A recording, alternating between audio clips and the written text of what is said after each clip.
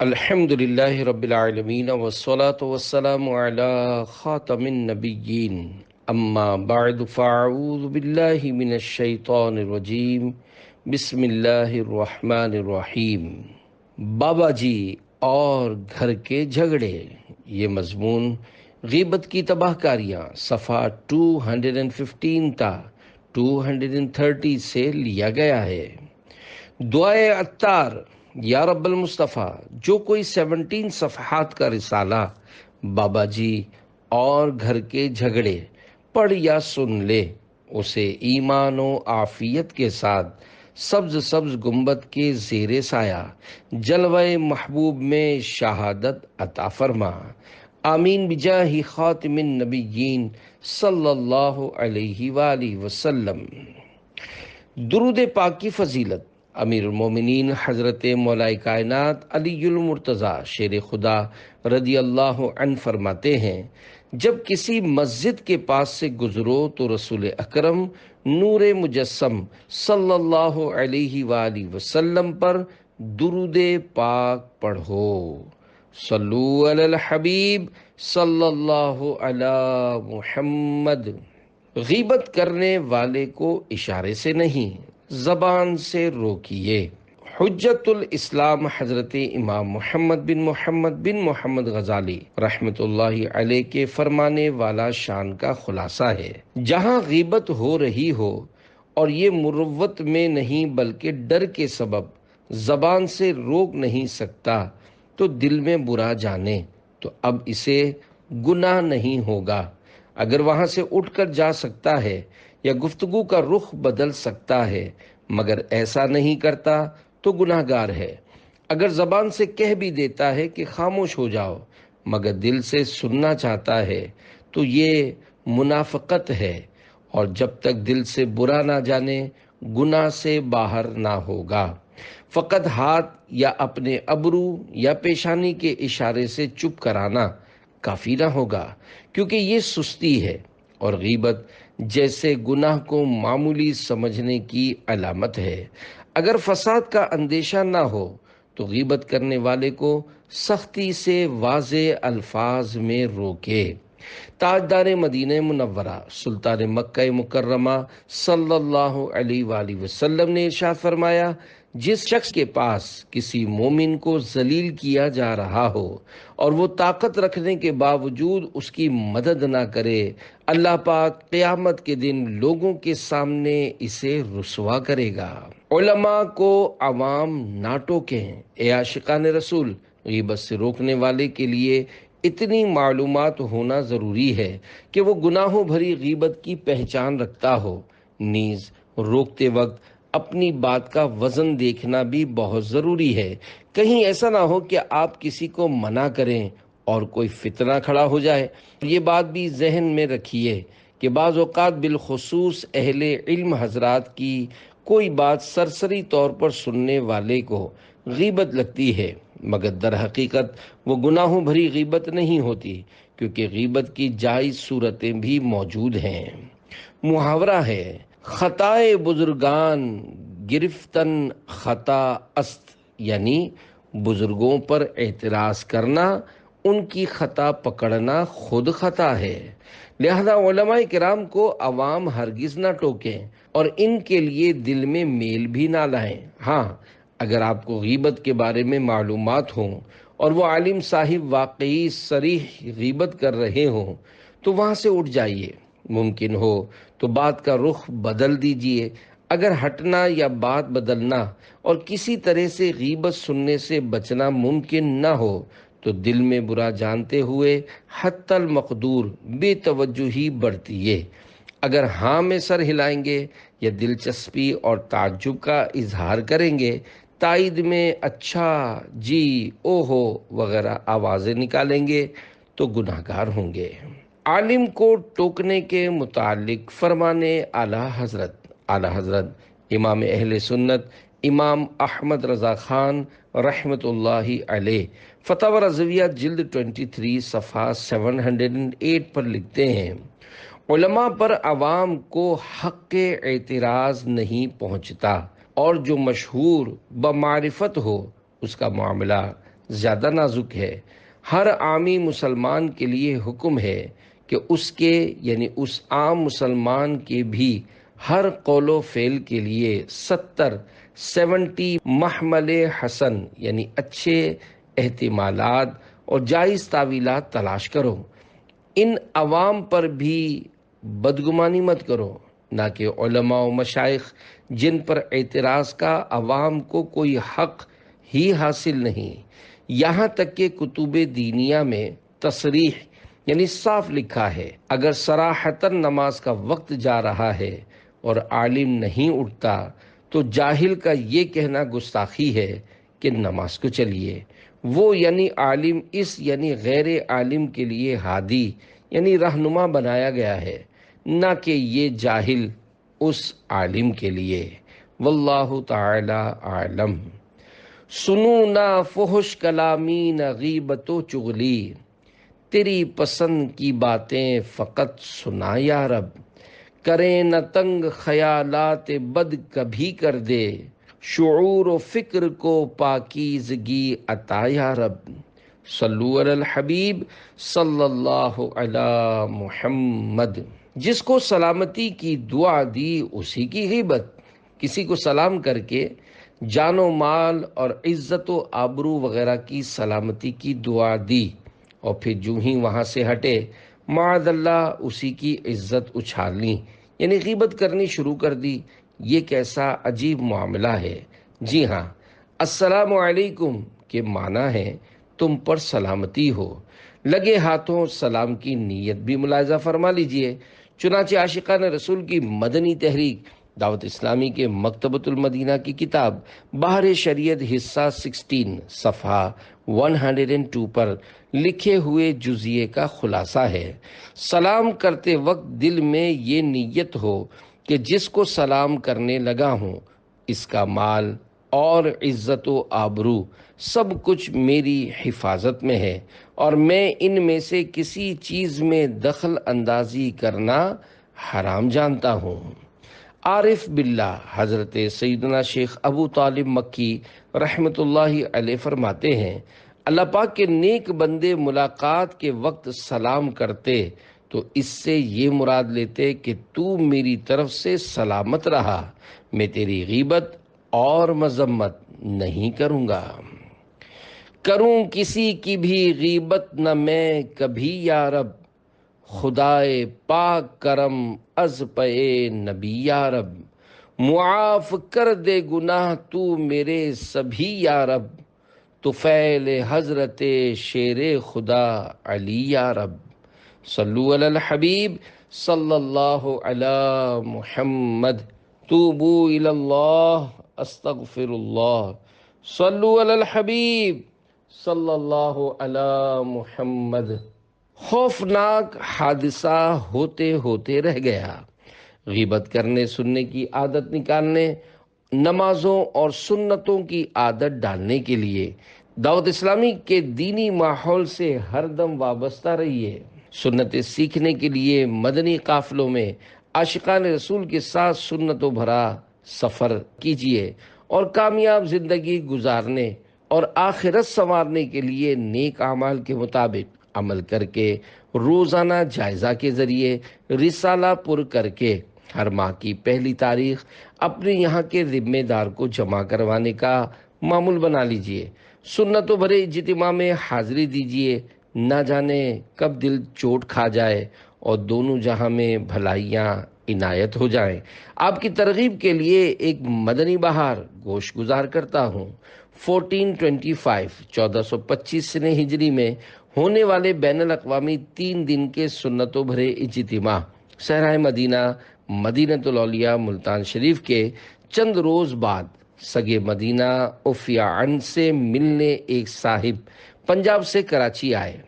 ان کے بیان کا خلاصہ کچھ اس طرح ہے، میں AC کوچ کا ڈرائیور ہوں، پریشانیوں نے تباہ حال کر دیا تھا، شیطان مجھے باولا بنا کر میرا یہ ذہن بنا چکا تھا کہ دنیا والے مطلبی اور بے وفا ہیں، مجھے خودکشی کر لینی چاہیے، مگر تنہا نہیں، اوروں کو بھی ساتھ لے کر مرنا ہے۔ بہرحال انہوں نے یہ طے کیا ہوا تھا کہ کھچا کھچ بھری ہوئی کوچ کو پوری رفتار کے ساتھ گہری کھائی میں گرا کر سب سواریوں سمیت اپنے آپ کو ختم کر دوں گا۔ ایسے میں سواریاں لے کر اجتماع صحرائے مدینہ ملتان شریف میں آنے کی سعادت مل گئی۔ گویا ان ہی کے لیے خودکشی کا علاج نامی بیان ہوا۔ سن کر وہ خوف خدا سے لرز اٹھے۔ انہوں نے اچھی طرح سمجھ لیا کہ خودکشی سے جان چھوٹتی نہیں، مزید پھنس جاتی ہے۔ انہوں نے سچے دل سے توبہ کی۔ ان کا کہنا تھا کہ بیان کرنے والے کا نام و پتہ لوگوں سے لے کر اب آپ کے پاس دعائیں لینے آیا ہوں۔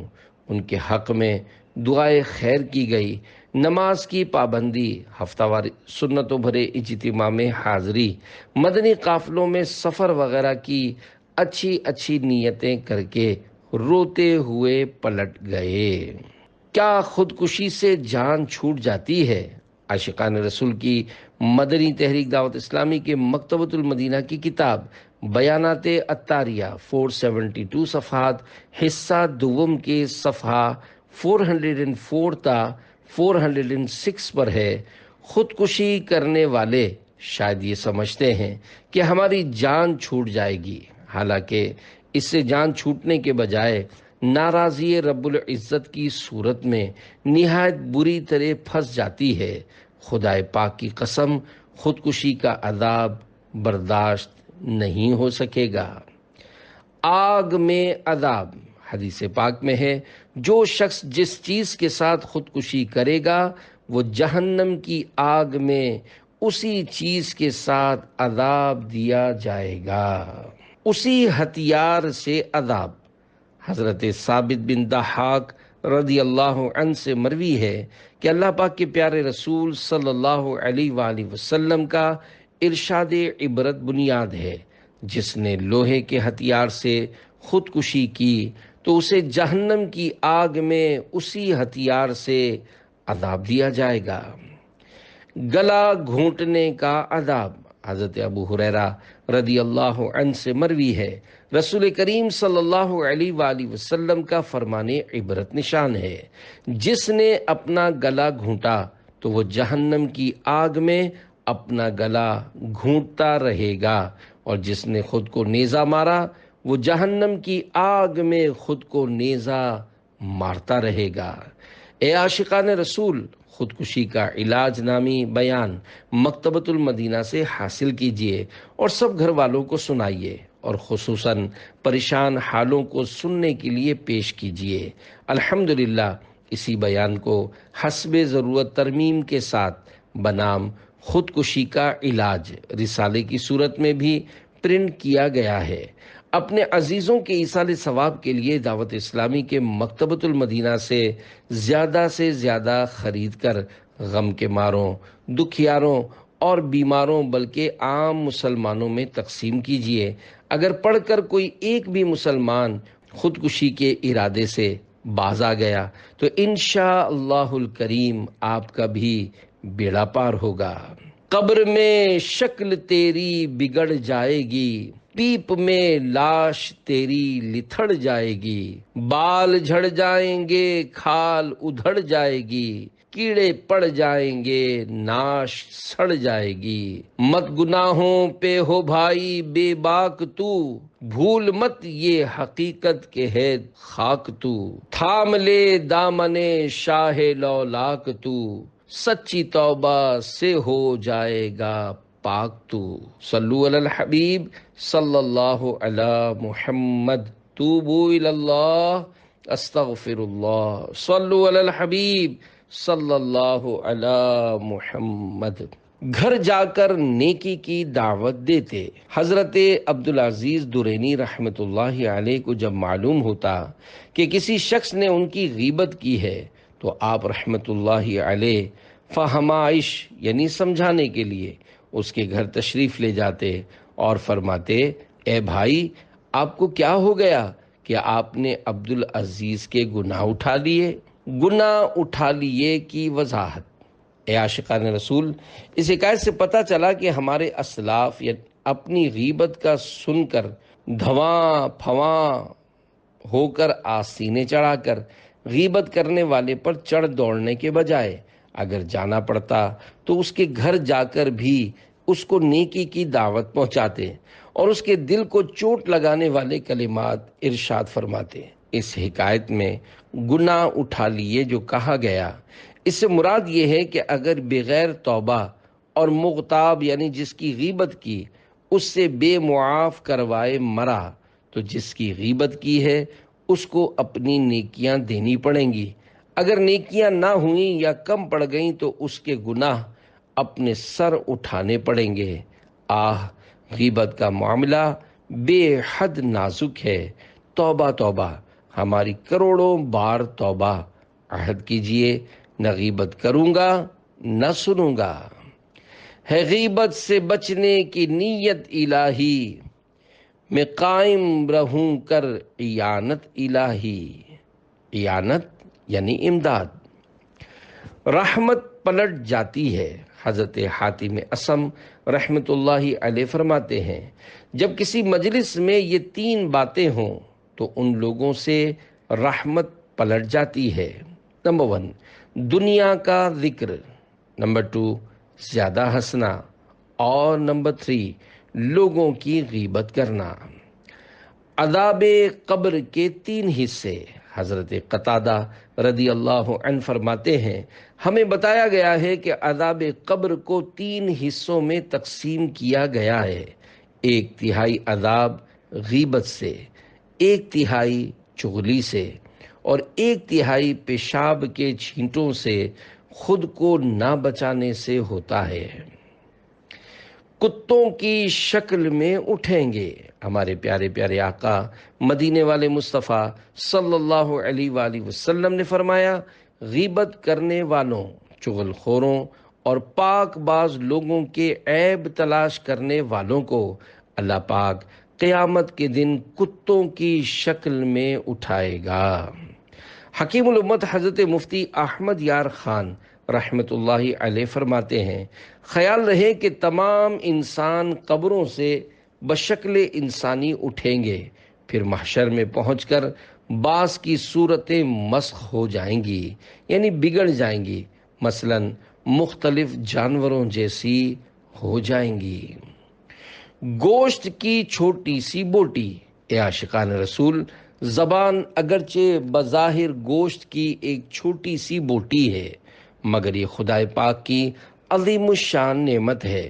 اس نعمت کی قدر تو شاید گونگا ہی جان سکتا ہے۔ زبان کا درست استعمال جنت میں داخل اور غلط استعمال جہنم سے واصل کر سکتا ہے۔ اس زبان سے تلاوت قرآن کرنے والا اور درود و سلام پڑھنے والا رب العزت کی عنایت سے جنت میں جاتا ہے۔ اس زبان سے کسی مسلمان کو گالی نکالنے والا نیز غیبت، چغلی و تہمت کا مرتکب عذاب نار کا حقدار قرار پاتا ہے۔ اگر کوئی بدترین کافر بھی دل کی تصدیق کے ساتھ زبان سے لا الہ الا اللہ محمد الرسول اللہ صلی اللہ علیہ وآلہ وسلم پڑھ لے تو کفر و شرک کی ساری گندگی سے پاک ہو جاتا ہے۔ اس کی زبان سے نکلا ہوا یہ کلمہ طیبہ اس کے گزشتہ تمام گناہوں کے میل کچیل کو دھو ڈالتا ہے۔ زبان سے ادا کیے ہوئے اس کلمہ پاک کے باعث وہ گناہوں سے ایسا پاک و صاف ہو جاتا ہے جیسا کہ اس روز تھا جس روز اس کی ماں نے اسے جنا تھا۔ یہ عظیم مدنی انقلاب دل کی تائید کے ساتھ زبان سے ادا کیے ہوئے کلمہ شریف کی بدولت آیا۔ ہر بات پر سال بھر کی عبادت کا ثواب۔ اے کاش ہم بھی اپنی زبان کا صحیح استعمال کرنا سیکھ لیں، غیبتوں، چغلیوں اور تہمتوں بھری باتوں سے پیچھا چھڑا لیں۔ بے شک اللہ و رسول صلی اللہ علیہ وآلہ وسلم کی مرضی کے مطابق اگر زبان کو چلایا جائے تو جنت میں گھر تیار ہو جائے گا۔ اس زبان سے ہم تلاوت قرآن پاک کریں، ذکر اللہ کریں، درود و سلام کا ورد کریں، خوب خوب نیکی کی دعوت دیں تو انشاءاللہ ہمارے وارے ہی نیارے ہو جائیں گے۔ مکاشفۃ القلوب میں ہے، حضرت موسیٰ کلیم اللہ علیہ السلام نے بارگاہ خداوندی میں عرض کی، اے رب کریم، جو اپنے بھائی کو بلائے اور اسے نیکی کا حکم کرے اور برائی سے روکے، اس شخص کا بدلہ کیا ہوگا؟ فرمایا، میں اس کے ہر کلمے کے بدلے 1 سال کی عبادت کا ثواب لکھتا ہوں، اور اسے جہنم کی سزا دینے میں مجھے حیا آتی ہے۔ عاشقان رسول کے میٹھے بول کی برکات۔ پیارے پیارے اسلامی بھائیوں، نیکی کی بات بتانے، گناہ سے نفرت دلانے اور ان کاموں کے لیے کسی پر انفرادی کوشش کا ثواب کمانے کے لیے یہ ضروری نہیں کہ جس کو سمجھایا وہ مان جائے تو ہی ثواب ملے گا، بلکہ اگر وہ نہ مانے تب بھی انشاء اللہ الکریم ثواب ہی ثواب ہے۔ اور اگر آپ کی انفرادی کوشش سے کسی نے گناہوں سے توبہ کر کے سنتوں بھری زندگی گزارنی شروع کر دی، پھر تو انشاء اللہ الکریم آپ کا بھی بیڑا پار ہو جائے گا۔ آئیے اس ضمن میں انفرادی کوشش کی ایک مدنی بہار سنتے چلیں۔ چنانچہ شہر قصور، پنجاب، پاکستان کے ایک اسلامی بھائی میٹرک کے طالب علم تھے۔ پوری صحبت کے باعث زندگی گناہوں میں بسر ہو رہی تھی۔ مزاج بے حد غصیلا تھا۔ بدتمیزی کی عادت بد اس حد تک پہنچ چکی تھی کہ والد صاحب کو جا، دادا جان اور دادی جان کے سامنے بھی قینچی کی طرح زبان چلاتے۔ ایک روز عاشقان رسول کی مدنی تحریک دعوت اسلامی کا ایک مدنی قافلہ ان کے محلے کی مسجد میں آ پہنچا۔ خدا کا کرنا ایسا ہوا کہ وہ عاشقان رسول سے ملاقات کے لیے پہنچ گئے۔ ایک اسلامی بھائی نے انفرادی کوشش کرتے ہوئے انہیں درس میں شرکت کی دعوت پیش کی۔ ان کے میٹھے بول نے ان پر ایسا اثر کیا کہ وہ ان کے ساتھ درس میں بیٹھ گئے۔ انہوں نے درس کے بعد انتہائی میٹھے انداز میں انہیں بتایا کہ چند ہی روز بعد صحرائے مدینہ ملتان شریف میں دعوت اسلامی کا 3 روزہ بین الاقوامی سنتوں بھرا اجتماع ہو رہا ہے، آپ بھی شرکت کر لیجئے۔ ان کے درس نے ان پر بہت اچھا اثر کیا تھا، لہذا وہ انکار نہ کر سکے، یہاں تک کہ وہ سنتوں بھرے اجتماع صحرائے مدینہ ملتان میں حاضر ہو گئے۔ وہاں کی رونقیں اور برکتیں دیکھ کر وہ حیران رہ گئے۔ اجتماع میں ہونے والے آخری بیان، گانے باجے کی ہولناکیاں سن کر وہ تھرا اٹھے اور آنکھوں سے آنسو جاری ہو گئے۔ الحمدللہ وہ گناہوں سے توبہ کر کے اٹھے اور دعوت اسلامی کے مدنی ماحول سے وابستہ ہو گئے۔ ان کی مدنی ماحول سے وابستگی سے ان کے گھر والوں نے اطمینان کا سانس لیا۔ دعوت اسلامی کے مدنی ماحول کی برکت سے ان جیسے نوجوان کی اصلاح سے متاثر ہو کر ان کے بڑے بھائی نے بھی داڑھی مبارک رکھنے کے ساتھ ساتھ امامہ شریف کا تاج بھی سجا لیا۔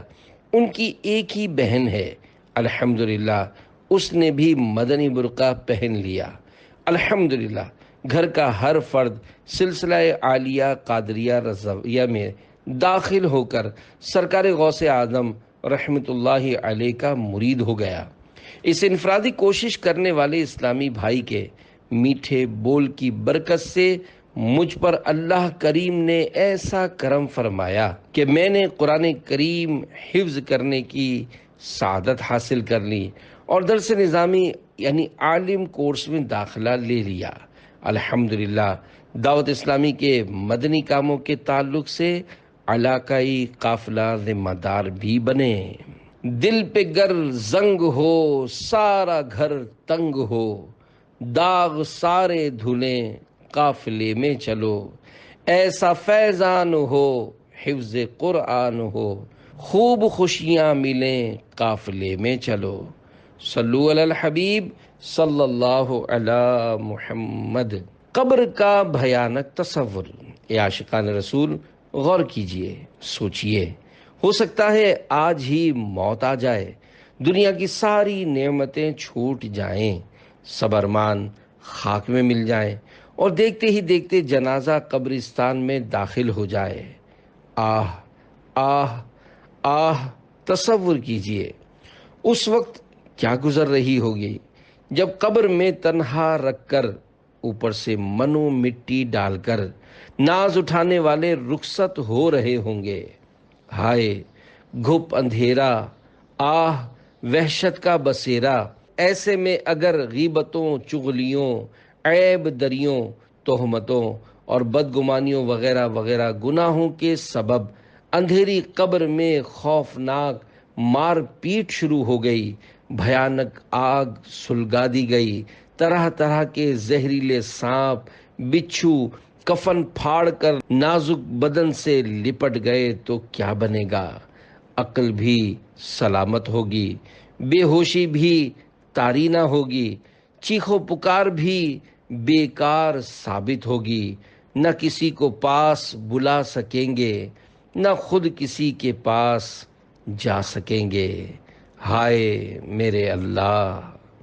گھپ اندھیرا ہی کیا وحشت کا بسیرا ہوگا، قبر میں کیسے اکیلا میں رہوں گا یا رب، گر کفن پھاڑ کے سانپوں نے جمایا قبضہ، ہائے بربادی کہاں جا کے چھپوں گا یا رب، ڈنک مچھر کا سہا جاتا نہیں کیسے میں پھر، قبر میں بچھو کے ڈنک آہ سہوں گا یا رب، گر تو ناراض ہوا میری ہلاکت ہوگی، ہائے میں نار جہنم میں جلوں گا یا رب، عفو کر اور صدا کے لیے راضی ہو جا، گر کرم کر دے تو جنت میں رہوں گا یا رب۔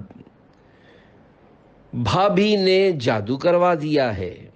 اے عاشقان رسول، گھر میں بیماری، پریشانی یا بے روزگاری ہو تو آج کل اکثر وسوسہ آتا ہے کہ شاید کسی نے جادو کروا دیا ہے، لہذا بابا جی تعویذ دھاگا دینے والے سے رابطہ کیا جاتا ہے۔ بالفرض بابا جی بتا دیں کہ تمہارے قریبی رشتہ دار نے جادو کروایا ہے تو عموماً بہو یا بھابھی کی شامت آ جاتی ہے۔ بعض اوقات بابا جی جادو کرنے والے یا والی کے نام کا پہلا حرف بلکہ نام ہی بتا دیتے ہیں۔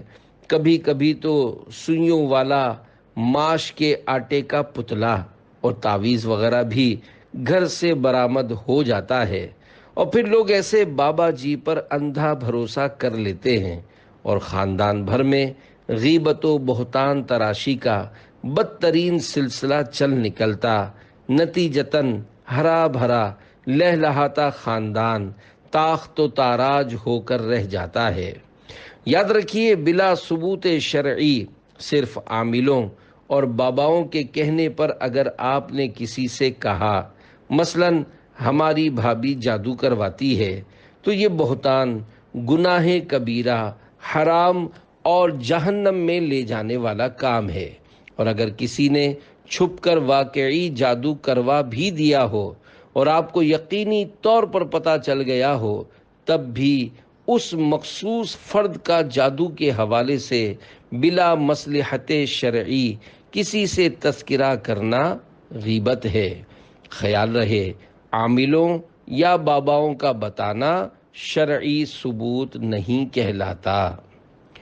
اگر گھر سے سوئیوں والا پتلا برآمد ہو جائے تو وسوسہ، بابا جی نے نام اور سوئیوں والے پتلے کی نشاندہی کر دی، پھر بھی یہ شرعی ثبوت کیوں نہیں؟ کیا بابا جی جھوٹے ہیں؟ وسوسے کا علاج دیکھیے، کسی بات کو دلیل شرعی نہ ماننا اور ہے، اور جس کی دلیل نہ مانی گئی اسے جھوٹا سمجھنا اور ہے۔ مثلاً کسی بات میں دو گواہوں کی حاجت ہو اور گواہ صرف ایک ہو، وہ اگرچہ کوئی صالح، نیک بلکہ ولی ہی ہو، قاضی اس کی گواہی رد کر دیتا ہے، تو اس کا مطلب ہرگز نہیں کہ قاضی اس کو جھوٹا سمجھ رہا ہے، بلکہ شریعت نے گواہی کا جو نصاب مقرر کیا ہے، قاضی اس نصاب کے حکم پر عمل کر رہا ہے۔ یوں ہی ہم بابا جی کو جھوٹا نہیں کہہ رہے، بلکہ حکم شرعی پر عمل کرتے ہوئے بابا جی کے بتا دینے کو دلیل بنا کر کسی شخص پر جادو کا الزام نہیں ثابت کر رہے۔ بہرحال حکم شریعت یہی ہے کہ کسی بابا جی کا پتلے وغیرہ کے بارے میں بتا دینا اور اس پتلے کا برآمد ہو جانا اس بات کی دلیل شرعی نہیں ہے کہ واقعی فلاں رشتہ دار ہی نے یہ جادو کروایا ہے۔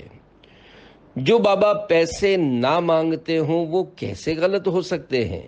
وسوسہ: جو بابا جی تعویذات وغیرہ کے پیسے نہیں مانگتے وہ کس طرح غلط ہو سکتے ہیں؟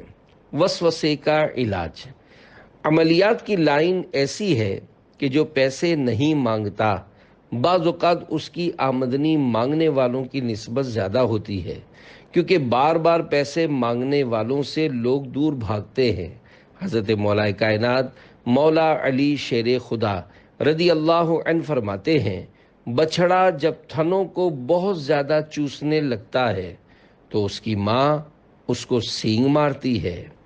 بہرحال بابا اگرچہ پیسے نہ مانگتا ہو تب بھی لوگ چونکہ حقیقت سے ناواقف ہوتے ہیں، اس لیے عموماً ایسوں کے زیادہ عقیدت مند ہو جاتے ہیں اور پھر دعوتوں اور نذرانوں کی ترکیب کے ساتھ ساتھ شہرت و عزت بھی حاصل ہوتی ہے۔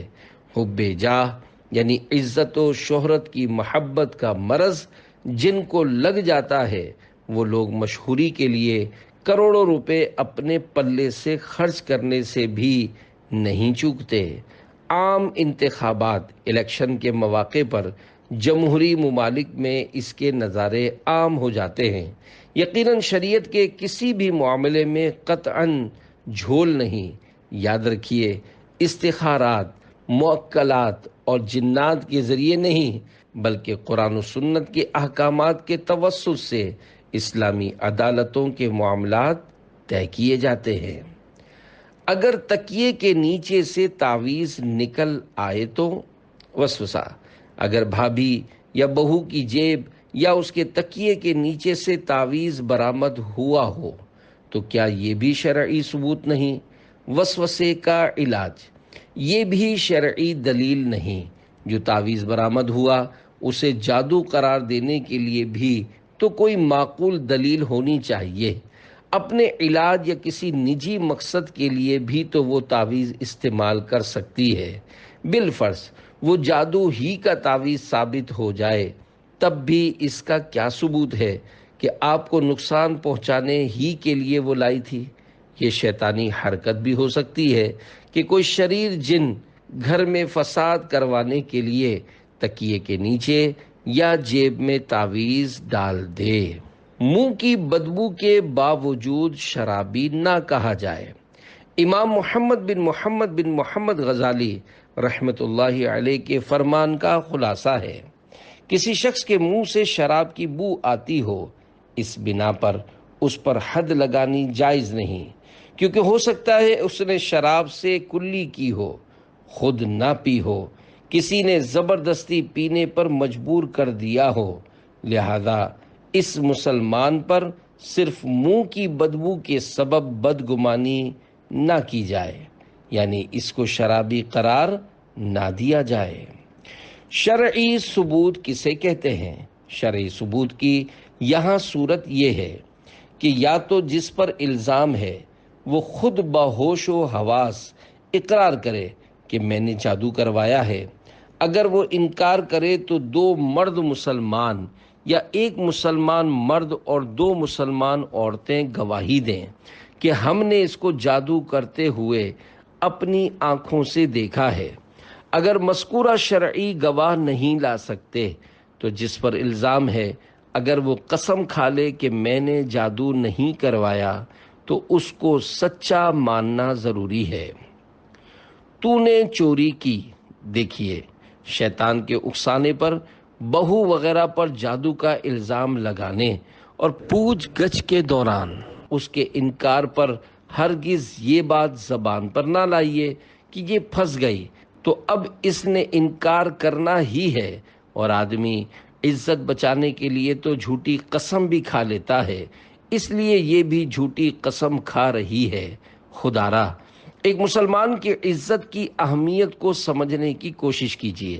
آپ کی عبرت کے لیے ایک ایمان افروز حدیث شریف عرض کرتا ہوں، چنانچہ حضرت ابو ہریرہ رضی اللہ عنہ فرماتے ہیں، اللہ پاک کی عطا سے غیب کی خبر دینے والے پیارے پیارے مصطفیٰ صلی اللہ علیہ وآلہ وسلم کا فرمان عالی شان ہے۔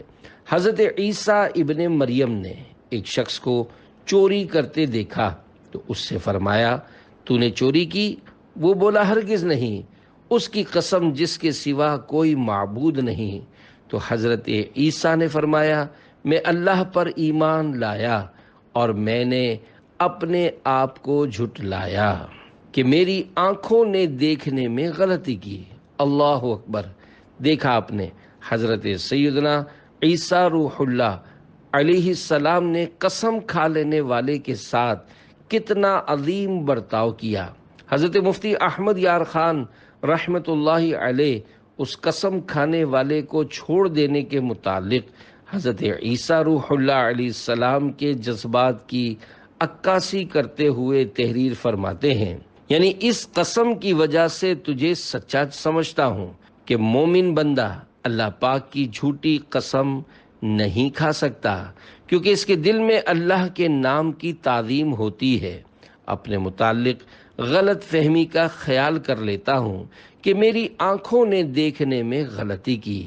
اللہ رب العزت کی ان پر رحمت ہو اور ان کے صدقے ہماری مغفرت ہو، آمین بجاہ النبی الامین صلی اللہ علیہ وآلہ وسلم۔ توبہ اور معافی کا طریقہ۔ امید ہے مسئلہ سمجھ میں آ گیا ہوگا۔ ایسے مواقع پر صبر کرنا چاہیے، ورنہ بدگمانیوں، غیبتوں اور تہمتوں وغیرہ گناہوں سے بچنا دشوار ہو جاتا ہے۔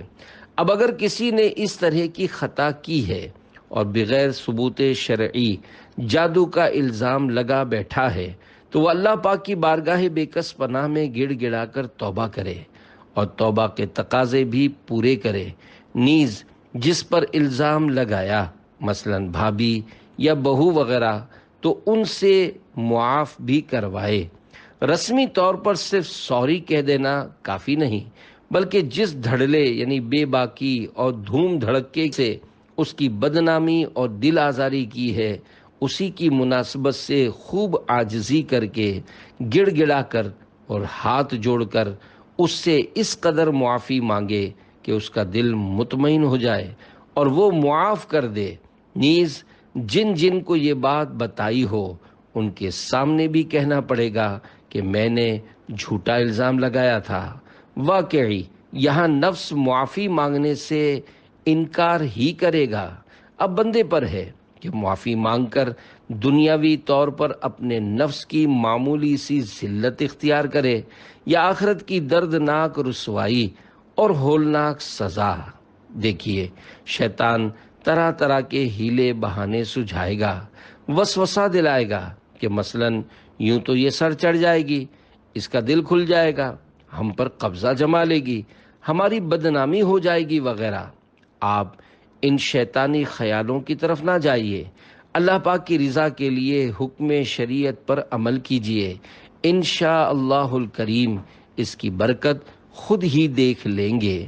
یہاں تک کہ خدا نہ خواستہ وہ واقعی مجرمہ ہوئی تب بھی آپ کی خوش اخلاقی اور عاجزی کی برکت سے انشاءاللہ الکریم آپ کی خیر خواہ بن جائے گی۔ ڈرائیور کی جان بچ گئی۔ کراچی کے علاقے نیا آباد کی ایک اسلامی بہن کے حلفیہ بیان کا خلاصہ ہے کہ میرے ایک بھائی جو کہ عرب شریف کے شہر ریاض میں بحیثیت ڈرائیور ملازمت کر رہے ہیں، ایک دن ڈرائیونگ کے دوران خطرناک حادثہ ہوا اور وہ بے ہوش ہو گئے۔ دماغی چوٹیں اتنی زیادہ تھیں کہ بچنے کی امید نہ رہی۔ ہم لوگ مجبور تھے، ان کو دیکھنے بھی نہ جا سکتے تھے۔ الحمدللہ میں عاشقان رسول کی مدنی تحریک دعوت اسلامی کے اسلامی بہنوں کے ہفتہ وار سنتوں بھرے اجتماع میں شرکت کیا کرتی تھی۔ میں نے بھائی جان والی پریشانی اپنے علاقے کی ایک اسلامی بہن کو بتائی۔ انہوں نے مجھے دلاسا دیا اور مشورہ دیا کہ اسی طرح پابندی سے اجتماع میں شرکت کر کے خوب دعا کیا کرو۔ چنانچہ میں نے ایسا ہی کیا۔ الحمدللہ اجتماع میں کی جانے والی دعاؤں کی برکت سے 3 ماہ کے اندر اندر بھائی جان نے بات چیت شروع کر دی۔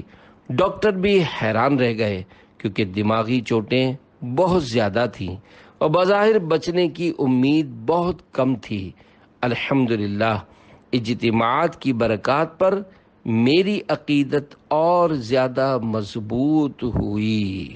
اے اسلامی بہنوں، کبھی چھوڑنا مت، مصائب کو دے گا بھگا مدنی ماحول، تو پردے کے ساتھ اجتماعات میں آ، تیری دے گا بگڑی بنا مدنی ماحول۔ صلو علی الحبیب صلی اللہ علی محمد۔ فرمانے امیر اہل سنت دامت برکاتہم العالیہ، تسخیر قلوب یعنی دلوں کو قابو کرنے کا بڑا وظیفہ چہرے پر مسکراہٹ رکھنا ہے، مگر سنت کی نیت سے مسکرائیے اور نیکی کی دعوت کی خاطر لوگوں کو قریب کیجیے۔